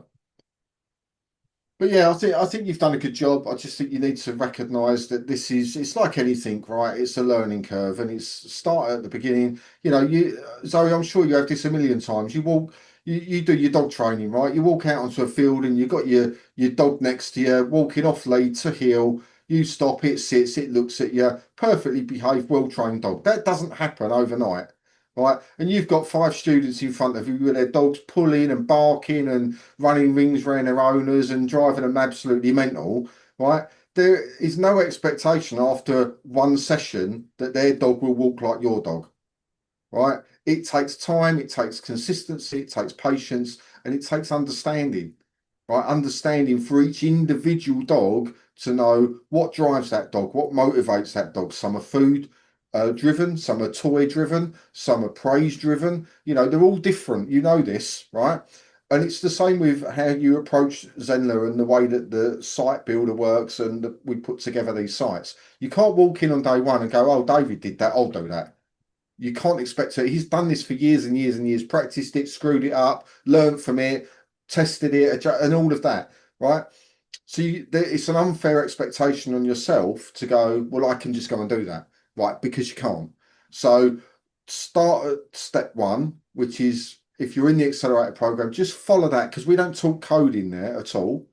Just follow that along through. That'll give you a nice looking understanding of how it works. We go through in one of the days about how the blocks work, the different levels of blocks and the settings in there, which is really, we even did a separate video on that. You know, that's the starting point of getting the understanding of how it all starts coming together and how you've got control over different elements natively within the platform and the builder itself. Once you start getting onto that and you're really, really comfortable, and that could take a year to learn that, right? Don't think it's a week or one page or anything. It takes a while, right? Once you know it inside out, and you can look at an image and go, right, I've got to move that by 10 points on the minus on that padding to make that fit. Like David did earlier with the, yeah, just drop that down on that. He knew exactly where to go, what to do, and how to do it. When you get to that stage, and this is for anybody that's doing this, then you can start exploring things like CSS code and stuff like that. Because if you don't understand the basics, it's like getting a dog to do advanced training techniques when it doesn't even know how to sit. Right, you would never do it in a million years, right? Because you're asking too much of the dog, right? And this is the same situation. You can't expect yourself to do advanced techniques if you don't have an understanding of the basics, right? And I think that's probably my advice to most Zenler users.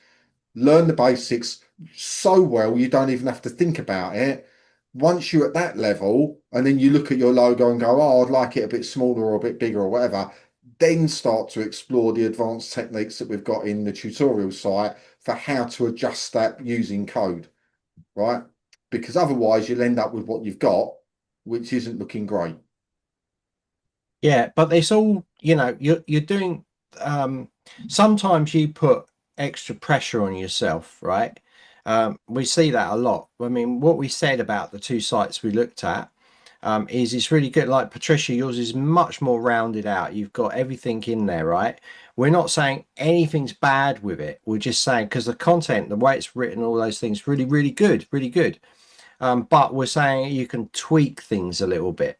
Yeah. You know, I don't know how many sales you're getting or any of these things, but you might want to tweak the way that you're doing things. So just go in there, make sure everything is consistent. What I say for someone that doesn't do design or website is as Kevin mentioned just now, keep it simple. Right, choose 2 fonts, 2 fonts, one for the heading, one for the body text, right? Make sure that the font is a font that's got a lot of options. So it might be open sans. You can go from very light, extra light to regular to bold to extra bold. It has lots of style options. So choose a title font where you have that. So use that font for the heading. For subheadings, use the same font, but just change the style type down. So if you're using regular or you're using bold for the title, just use something like regular for the subtitle. Then for the body text, just stick to that body text. So that's just, you need those 2 fonts. Then look at your logo, if you've got a logo already, and pick 3 colors and stick to those colors. And for any backgrounds, just use some shades darker or lighter based on that 3 colors. That's all you need. It's a bit like the Beatles. You need 3 chords and you can play any one of their songs, right? So A, D, and E, right? So it's the same as that. 3 colors. Then once you've got it all fully rounded and it all looks consistent, look at it and go, do you know what? I can extend it a little bit. I can add a 4th color in for my buttons. For my quotes, I can maybe use an italic, but don't go too far off, and build it that way. So you're starting from a really simple base and then you're adding to it. It's like training a dog. You're starting with that clicker, getting them to come back to you before you start getting them to do things like sitting and stuff like that. So I think it's really good words of advice there from Kevin on that for sure. So Patricia, really super job. Zoe, I know you're still working your way through it and you're crazy, Zoe. You're adding CSS code in there, going a little bit bonkers. So hopefully you'll put in the comments, Zoe, when you see this. But you did warn me, didn't you? Right? So get back in the Accelerator program, fill it out, get those things done, right? Get those blogs in there. You got the blog published, but you got no blog posts in there. Patricia, really good. You fully rounded everything out. You just need to check things are consistent, and hopefully it made sense to you what we were saying about some parts of the site not looking like they're the same. Was that clear for you? Put in the chat if it's helped you. I think you've already put stuff in here. You've started. So Pauline's back. Hi, Pauline. She's on lunch break. She's trying to pick up little bits, pick up tips from these trainings. I think most of the stuff we've covered, Pauline, you know about. Looking forward to the new training series, says Geraldine. Patricia says, thank you for valuable feedback. Now I know I can save blocks. Yeah, so you can save those blocks by hitting that save thing. Really good. You'll see when I'm doing a build that I'll have a page and I will save the blocks and I will reuse them. So when you have your site, I set up a master page, usually the home page. I'll clone it for the rest of my pages. I won't even go and use the pages that are defaultly set up by Zenler. I'll unpublish them, all apart from things like login that you can't unpublish. Register, you have to be careful with that. With the contact, again, I'm in a different place, right? I know the blocks. I know if I'm missing a block. I test everything 3 or 4 times, right? I go through it. I'll ask Kevin or Rakesh or Mami to go in there. Can you just check this? Can you check through these things? We're always cross-checking each other. It's really useful. If you try and do it all on your own, sometimes you just miss things because you're too close to the thing. So Patricia is Swedish as well. And yes. Oh, so you're happy. Good. Yeah. So again, we do this stuff. We tell you as it is. And it's our viewpoint on what this stuff is and how it looks to us and if we're understanding it. And that's what we're trying to get across to you. So if other people are looking at it, they're probably going to have the same experience as us. So if we can get that across to you, it's really good. Patricia, make sure that you let us know if you change your site and those things. You can just do a post. Say I was on the day with Zenler, tag David or Kevin in there. And this is my site now. Just put your site in there, right? So we'll then go and have a look, or put this is my my site, and we'll go and have a look, and we'll just check what you've done, the changes. It'd be really good to see the changes, so to see things evolve like that. And they're not big things, I think you can probably go into branding and set a lot of those things, like the color of the button. You can go into your branding in settings. I think for your font, you can go in and choose that font for it.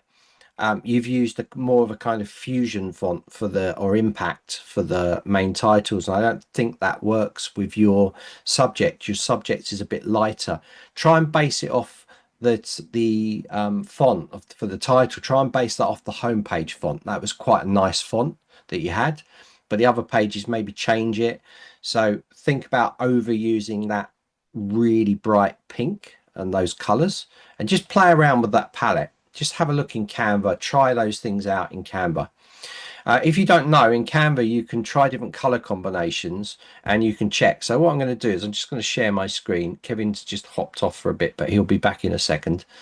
So let me just do a proper share. I normally do it through this, but yeah, you can basically go in and sample different colors. So inside your site, for instance, if I've got this block here and I want to choose one of these colors, I can even take this from a photograph. You can come in here and you can grab these colors down. So if I go to here, for instance, and click, that's the color for this edge here. And for this purple and this gradient, that's the color there. So if I was to go in and change this to, say, this color, and I thought, oh, that's a really good color to use, you can start setting up blocks of colors. So if I put that in there, that kind of works with that background color. And now what I'm doing is I'm building up a selection of colors that are working with each other. And I'm looking at sort of colors that would be good for backgrounds. So I might take that, make it a little bit darker, or go on the light side for that. And I'm building up a kind of color palette. So that back, I can see it's not going to show up that well against that. So I want to make sure things are really contrasting. So that's better. That's nice. It's on that kind of color. And then I might try a completely different color for the buttons and see how that goes across here. Is it going to work good with these colors? Not going to be good in that area. You know, so you can go along and you can play with just button combinations. Put in here some text.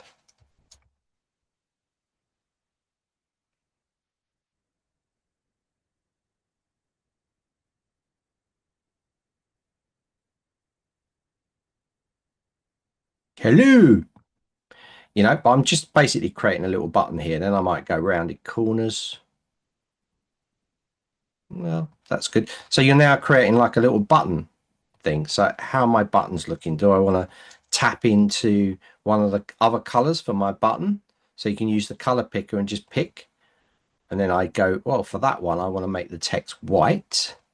You know, and I'm now starting to build up a little palette of what I could have as site.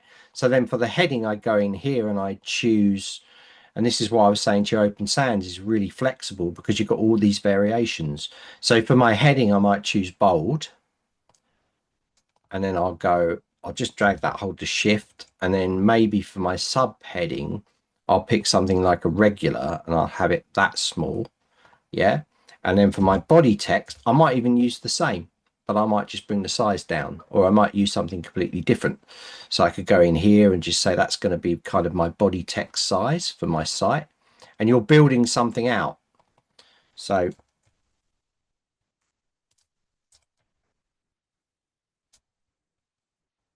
like that.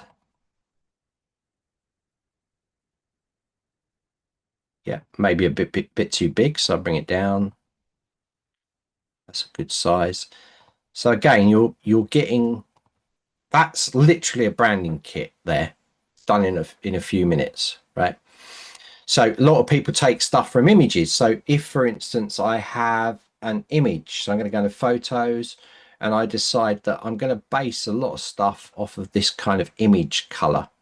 This is a really cool thing to do as well. You can come in here, again, select that and go, right, okay, let's just, I like these colors. I want to select a bit of that blue.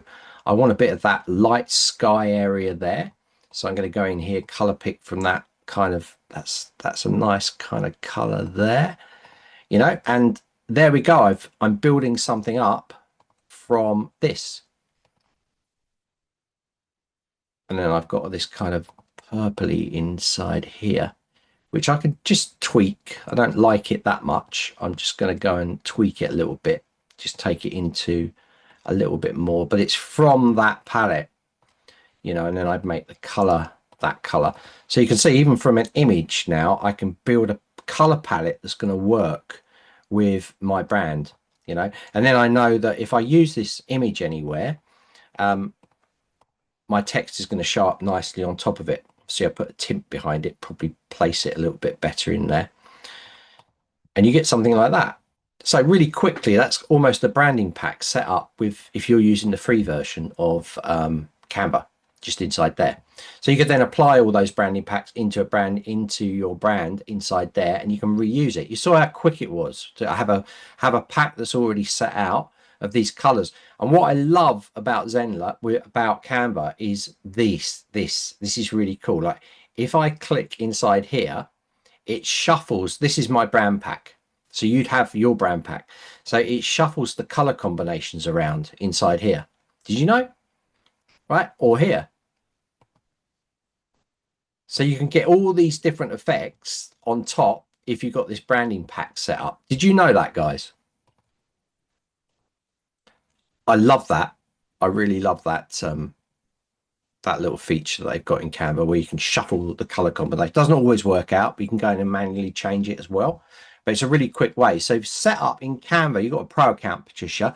Go in there, set a brand kit up, put your logo in there, drop your logo in, and then start shuffling the colors, create your color palettes, and then start to create blocks and then shuffle the colors around and see the combinations that it gives you. It's a really quick way of being able to visualize something, and you'll be on brand all the time then. So consistency with the size of the title, subtitle, and the body text throughout your site will make a massive difference. Hold down that pink button, right? Take that massive button you've got, just reduce it down so it's normal size inside there, and that's a good starting point for you. And it shouldn't take you too long, right? But it'll make a massive difference to the site. I promise you. So Kevin's still here. I think he's popped out somewhere. So it's one. I'm still here. I'm still here. Right, it's 1:30 already, guys. This turned out to be a big one. So there you go. It's the Patricia and Zoe show. And Pauline's stopping in. Pauline, if you've got any questions. Geraldine, always good to see you as well. Got any questions? Yeah, consistency is my new word. That's what it's all about. Makes it so easy. You keep things consistent. You haven't got to be the best designer in the world or anything. You can use Canva to help you with those shuffling the colors around. I really love that shuffle feature. It's really super cool. I do that all the time. So I create some of the back blocks that you see here, and I go in there and I just do the shuffle colors, and I can just output them. And then we've got a different color, like you can see Kevin's colors there. That's a color combination that it came out with, and my red one is a color combination. Okay, so I changed the graphics over, but that's all, and it's super quick to do. So yeah, good. All right, so I know we're right. So what I'm going to do is I'm going to start this build in session 3.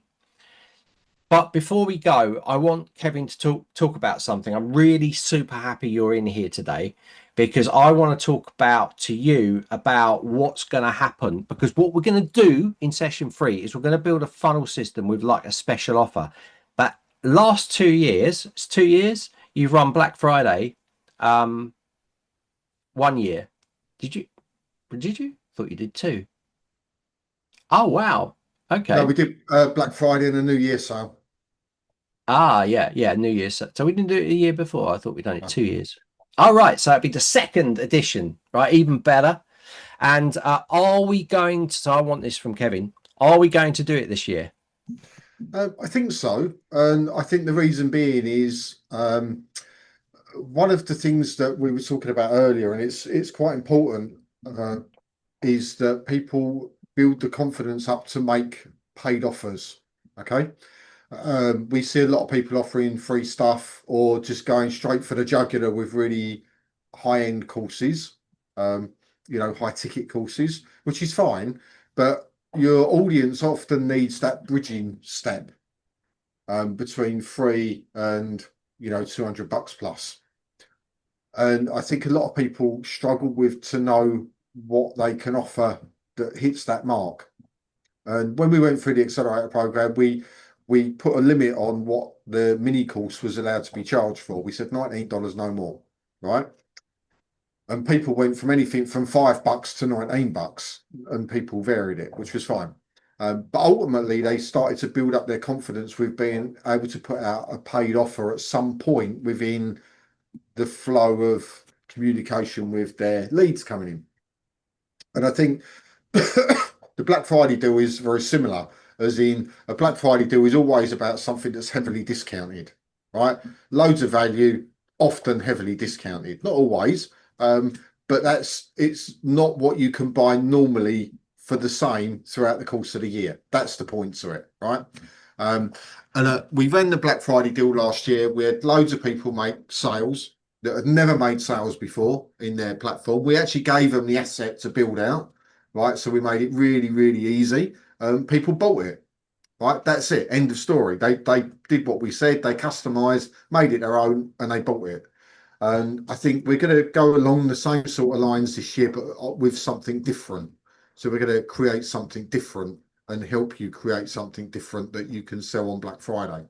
Now, this doesn't mean that you've got to spend 6 months warming people up to the idea of it. Doesn't need to be that way. But bear in mind, we're heading into October. We need to start thinking about, are we generating interest in what we do already or not? Because to no audience, it's almost impossible.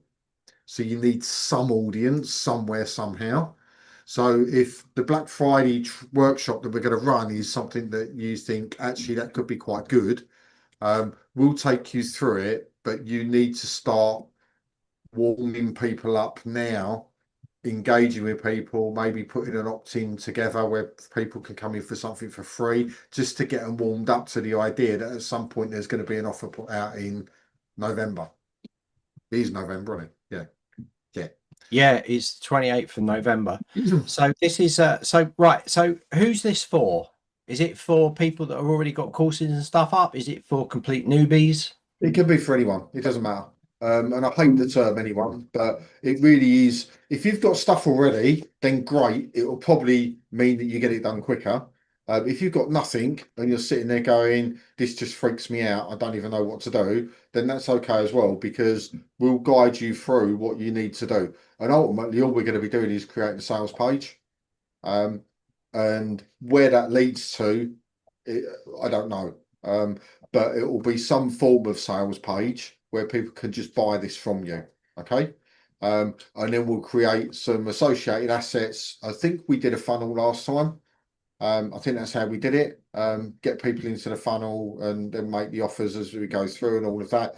But this is Black Friday deals are no-brainer deals, right? They're not a lot of thought goes behind them. It's something that has been on their radar for a while, and they just want to go, I'm just going to buy it, right? This is not about convincing them for 3 weeks that this is a good idea. That's not what it does, right? You've got the rest of the year to do all that stuff. This is about hitting them quite openly with a plain offer. This is what it is, and this is the value behind it. And that's what we're going to head for. So it doesn't matter if you've not done opt-in pages or sales pages before. If you've got courses, it doesn't really matter. We'll guide you through it. I'm sort of toying with the idea of, do we create something again that we give to you that you customize, because that seemed to go down quite well last year. And it just makes your life super simple. So, but last year we did a planner that people could customize. So it sort of worked for most businesses, or it certainly gave them a really good, strong point that they could go off and look at it and go, right, I'll adapt that bit and change that bit and add another bit in and take that bit out and put together something really good, which is what a lot of people did. So I need to just give it some thought with David and the rest of the team as to what we'll come up with, that can be like almost like we give you a template of something again, and then you sort of fill in the blanks if you like. I don't Yeah, want we want it super simple, don't we? We want it to be super simple to put into effect. Yes. So we'll work out what that will be, and we'll let people know during the course of October.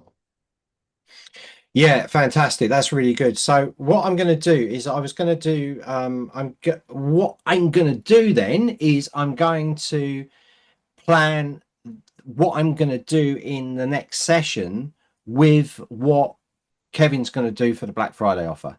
So all I'm going to do in the next session is show you lead generator, right? To start to, and a form that starts to automate some of those emails to warm people up in preparation to the Black Friday.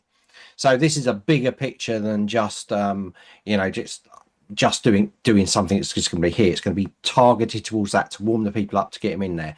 So that's really good, because it's anything could happen Friday. So I wasn't sure. I was going to do a full kind of system, but I think this will be better, because then it will run beautifully into the Black Friday. And a lot of people have stuff, so I can give you some tips and tricks. I can spend a bit more time on the kind of funnel generation. And like Kevin said, we're not sure what we're going to do. There's loads of routes we could take, so we've got to have a real good think about it, because we want you to be even more successful than the Black Friday we ran last year, which was really good. We had some good numbers in there, people selling things, and I think it really sparked people off, didn't it, to move forwards. Yeah, and I'm just thinking about it, and I think probably in October what we'll do is we'll probably do a one-off workshop as well. That'll be quite a big workshop, but it will do a lot of the pre-work for what you need for the Black Friday. So it will probably be incorporating some blog post writing. This will tie in with what we're doing with the Accelerator Plus, with the SEO and all of that. How do we get blog posts indexed, stuff like that. So it won't be that we'll publish them, but what we can do is we can plan it so it's ready to go, the marketing side, a couple of weeks before we even start the Black Friday training. So I think that Yeah. would be quite useful for people if we did like a 2 or 4 hour session on that, where we go through, right, we're going to go through a complete marketing system for the Black Friday deal, even though we've not done it yet, right, as to what that's going to look like. So this will be sort of the Black Friday workshop pre-show, if you like. Plus, No, like the pre-show. So it'll be before oh, we do. pre-show, Yeah. right? So it'll be right. We need to create these blog posts. We need to outline these, get them ready. We need to create these socials. These go with these blog posts, and we'll get these ready. We need to do these videos. We'll get all of these assets ready. And then Right. hook it all up. And then once we've gone through the Black Friday training, then we can go, right, bang. It's all there. All the emails are written. All of this is done. All of that's done. Da, da, da. All we've got to do is create the asset, the pages and the Zenler stuff. So I think that's Nice. probably what we're going to do. But that's going to be quite a mammoth session that day. I think we'll do it in one day, right? Probably a Saturday or a Sunday. Remember, David used to do these workshops on a Sunday morning, which were 2 to 4 hours. It'll Good be a times, mammoth yeah. one like that. Whereas hopefully we can both be on there and do perhaps a segment each. So it's going to be quite hardcore. And then you can watch it again, and that'll give you 2 or 3 weeks to prep it all, because it'll be a lot involved.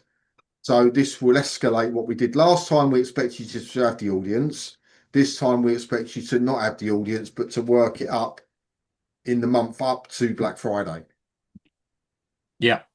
Yeah. And that's sort of where I'm Sounds going. good. There you go. We've worked our plan out live in Yeah. front of you guys. Yeah, I don't want to do it on the where we do the workshop for Black Friday, actually creating the asset and creating the sales page and all of that. Too I don't much. want to do it then, because it's sort of going to be too late and it's going to be too much Yeah. work in one go. So if we do Too late, and people have got no time to feed back to us with any questions and those sort of things. yeah, if we do a pre-show, which is going to be right, let's create all the marketing stuff here, right? That'll give you 2 or 3 weeks to get it to go. Then we'll do the workshop for the Black Friday. That creates the asset, blah, blah, blah, blah, blah, and all of the stuff. Then we can literally drop the emails into the automation because you've pre-written them. Then we can go off and go, right, all we need to add into our blog posts and our socials and all of that is the link we'll create on that Black Friday workshop, which will be the link to the sales page. Sounds perfect.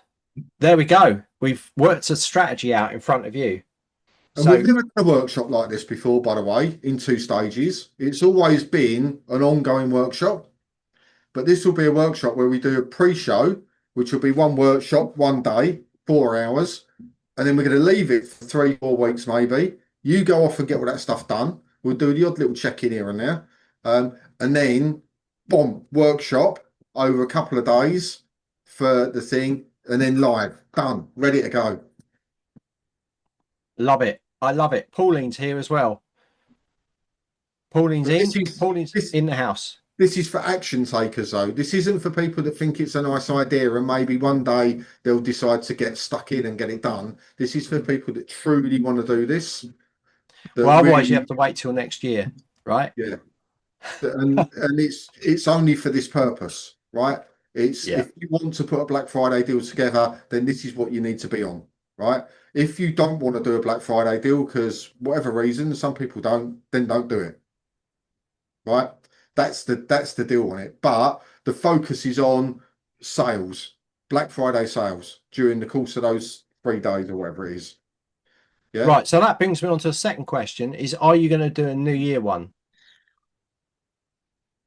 Um, Depends.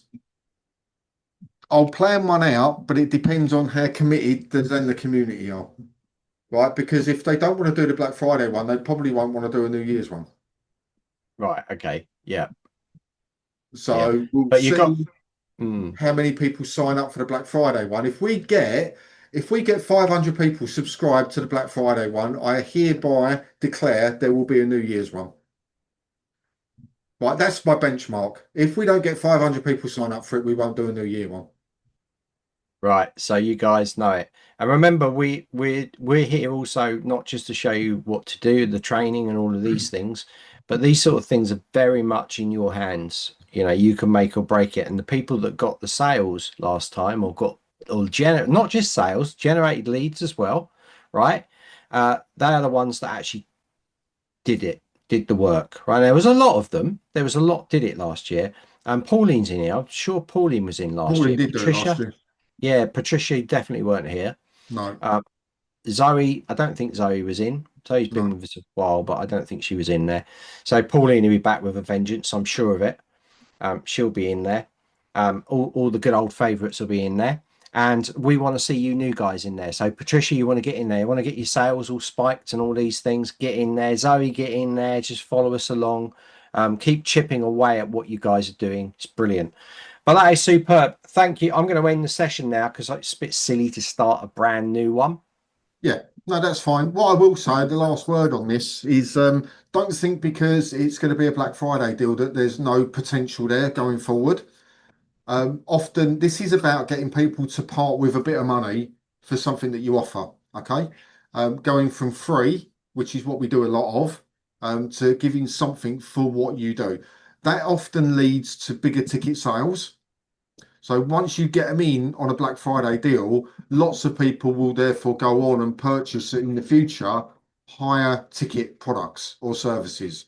So this isn't a one and done thing. This is about converting followers, people that know you, the people that are connected with you or that you connect with, to make a low level commitment, right, for a high value offer, but also to what do you do once they're in? And we never covered that last time. We didn't cover it effectively. You know, once they're in and once they're bought, what do you do after that to encourage people to go to that next stage? And I think a lot of people neglect that part of it. But if you've got a ready made list of buyers, it doesn't matter whether they've spent $1 with you or $100 with you, it's irrelevant. They're people that have parted money for what you do, right? Providing you've done a good job on that and you've given them something that they value, they'll be looking for that next step. Now that could be a membership. So if you're going through the Accelerator Plus, this could be something that's in the back of your mind. What do I do after Black Friday? Maybe that's a good opportunity for me to launch my membership. I'll go on to that one on the Accelerator Plus and work out what that will look like for me. Right? It Mm. could be a course. It could be like we've seen with Patricia. It could be a coaching program, for example.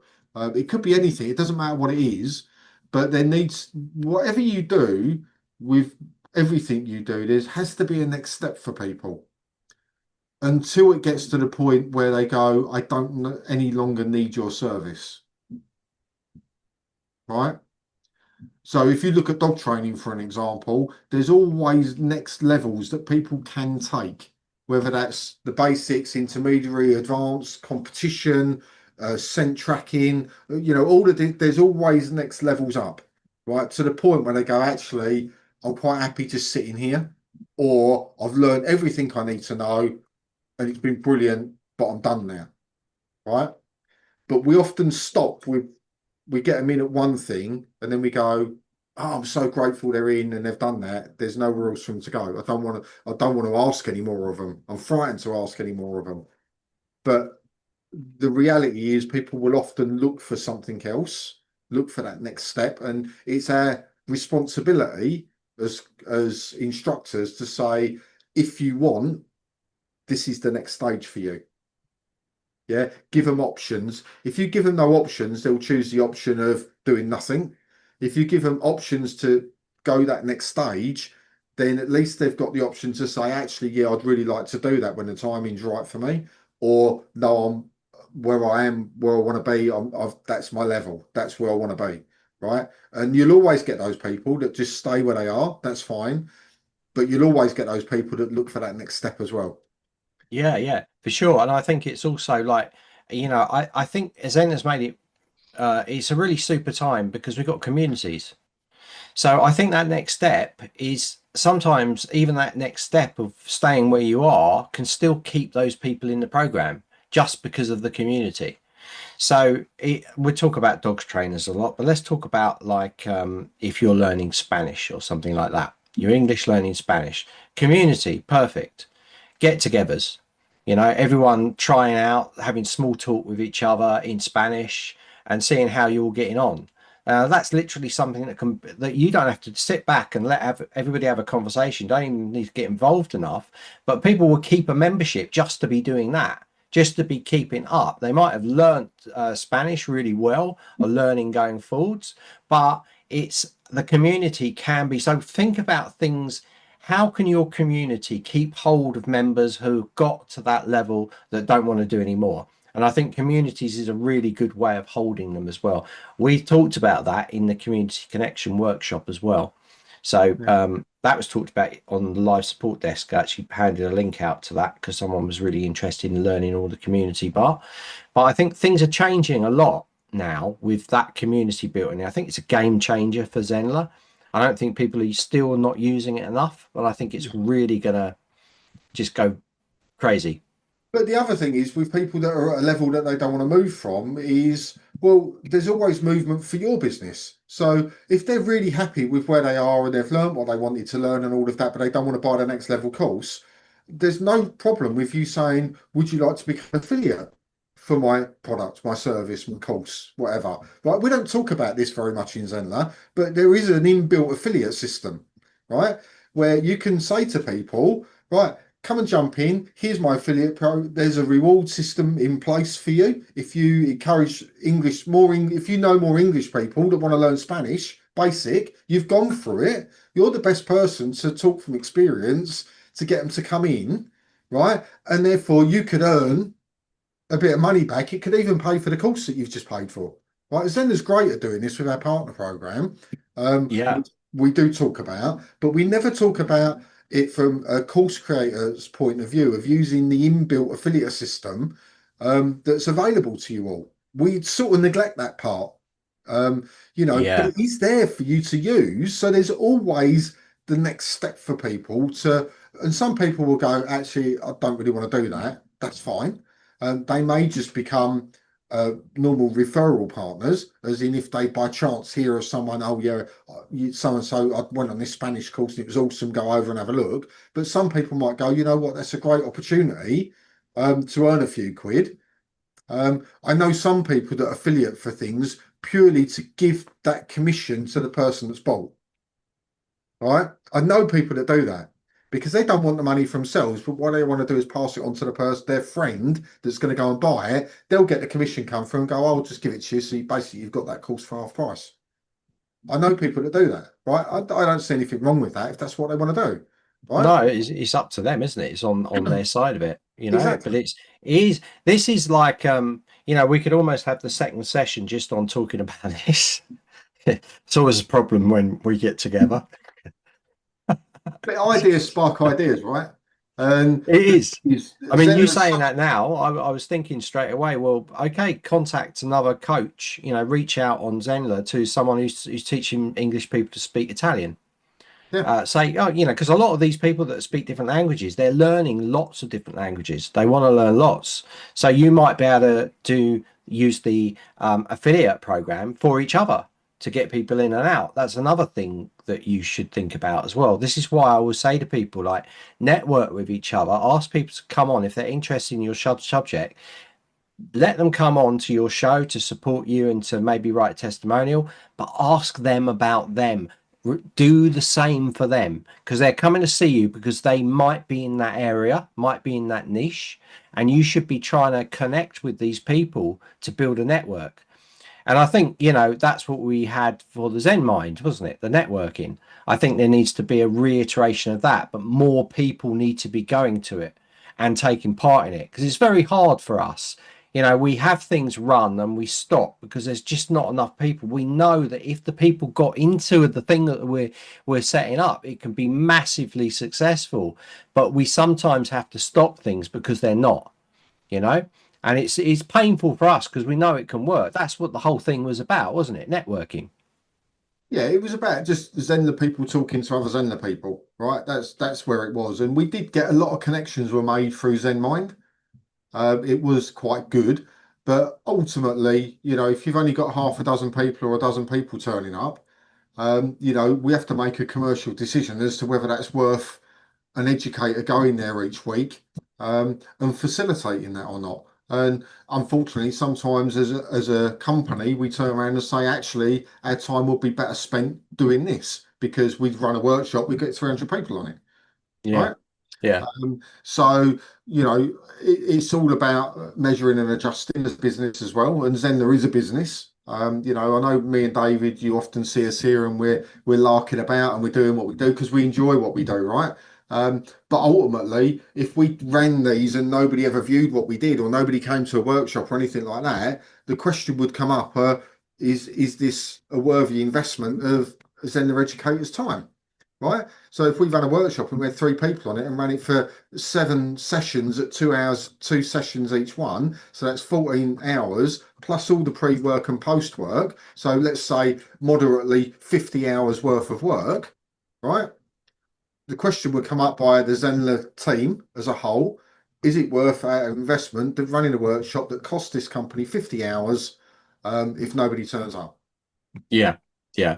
And it's Exactly. simple, right? You would do it in any business. Yeah. If you were doing a coaching session and you were doing group coaching and all you ever had was one person turn up and you were charging 30, 20 quid an hour for it, yet you was expecting 10 people to, because you wanted 200 quid an hour, that was your rate, that's what you said. At some point you would go, well, I either need more people or I'm going to shut that program down. Absolutely. Yeah. 100%. And that's what we So, do. It doesn't stop us, does it? We still right. run things, but we're checking. And that's why we say to you, like, you want these lives and this information coming to you. We need to see activity, right? We need to see likes in the thing. We need to see comments coming in. You guys asking questions. I mean, we had live support desk. We had two sessions on that. They were 2 hours each. We cut it back because not enough people were going to it. Holding screen was up. We cut it to one session of 1 hour. Then it fed back up again because we shout about it all the time whenever we were on. And now we've got 2 sessions back again. They're still an hour, but we can run over, right? So we do run over with those things. But that just shows if there's less people coming to it, we're going to pull away from it. And that's not going to be good for you. Of course, we're always trying new things. I'm sure ZenMind or a networking session of some kind will come up. That's the whole reason we stream to Facebook now, right? So we get people in. Some people don't like it. They like the close little groups. Well, there's not enough people. If we had hundreds of people in, then we might not stream to Facebook. But if we've got a few, we want to open it up to as many people as possible. So we stream to Facebook, right? That's it. That's what we do. And we use that questions in live support desk. We put them onto our YouTube channel just because organically it's going to be picked up in the search engines, which brings again more people through. So it's all the things that we're thinking about all the time while we're doing this stuff. Yeah. And it may well be, just thinking about the Zen mind and the networking, that we now use our own communities to get people of the same industries in their own communities within Zenler. So if we've got people within a well-being industry, they all go into that community that we manage and we run, etc., Like a etc. breakout Yeah, community. but yeah, maybe that's something that we need to explore and consider as a team as to whether that's something that we want to do, whether we allow it to be member led or educational team led, or both combined. All of these things are things that we talk about regularly as a team to see. But ultimately, there's two questions we have to answer. One, does it benefit the Zenler users? Yes or no? If the answer is no, we won't do it. And the second one is there a long-term benefit for Zenler, the company? Yes or no? And if the answer is no, then we won't do it. But if the answer is yes to either one of them, then we tend to do it and roll with it. Yeah. So it's Which quite simple. which is like all we're thinking about. Like, so we could just do education-based questions on the platform, right? That's our job at the end. But we've extended on it, and we now offer everything outside of that. And also we try and push the boundaries on connecting you guys up, because one thing's for sure, like, together we're stronger, right? On your own, you're flailing away, but together we can be much stronger. And that's what we try and do. We're trying to gel you guys together and make friends. I'm sure there's a load of people on here that are actually friends with each other. Saw Kyla meet up with another instructor on what she posted a picture. I'm sure a lot of you have met up with each other and those sort of things. That's what we're trying to do. We're trying to get you closer connected to each other and helping each other, because you are stronger together. But that's what we need to do, a UK Zenler event. We do. We've talked about it for a long time. We've never done one, though. No, I think it's going to happen. I was hoping it was going to happen when we launched the new brand. So Rakesh will be probably watching this. So let's do it. But a whole day event in London. Yeah, I think that could Not be St. quite. Ives. But everyone's got to talk to us via their phones, right? We're not going to talk to them in person. Oh yeah, because we're just used to being on the camera. And we've all got to be sat down behind a screen. Yeah, and holding a mic. You got to hold a mic in front of you. This is where carry you a find green out. screen. This is where you find out David's 6'7". I'm 5'1". Yeah, no, we've got to do that. So Yeah, Rakesh, maybe if you're that's on watching for this, 2026. let's do the event. Yeah, cool. Right, are we signing off as it's 2 o'clock? Yeah, we're signing off. Thank you so much, Kevin. That was really You're good. very It went in welcome. a completely Awesome. different direction. That was superb. Great to see that the Black Friday offer's coming as well. Right, we're checking out. Thanks, Kevin. I'll see you very soon. See you guys.